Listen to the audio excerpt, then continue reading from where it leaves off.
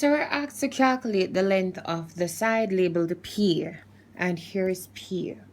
Notice that we have labeled the opposite, the hypotenuse, and the adjacent already. So when they're asking us to calculate the length of P, they're really asking us to calculate the length of the hypotenuse. So the ratio that we must use must have the hypotenuse in there. And the fact that we're given a measurement for the adjacent, we must also have, the ratio we use must also have the adjacent. So which ratio has both the adjacent and the hypotenuse? So it's going to be cosine. Because cosine of an angle theta is equal to the adjacent divided by its hypotenuse. So according to the diagram, or do we have an angle? Yes, the angle is 40.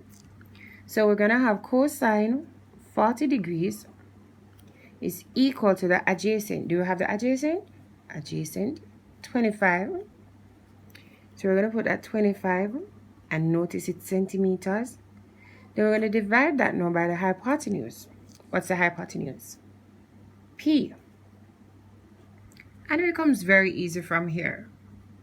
So we're going to use algebraic manipulation and we're going to do a thing like this. We're performing a swap. Good. So what we're going to do, we're going to change the position. Where P is, we're going to put cosine 40. And where cosine 40 is, we're going to put P. So we're performing a swap. So P will now come here. And P will be equal to 25 centimeters divided by cosine 40 degrees. Great. So we're going to put this in our calculator to get the value of P. So we're going to have 25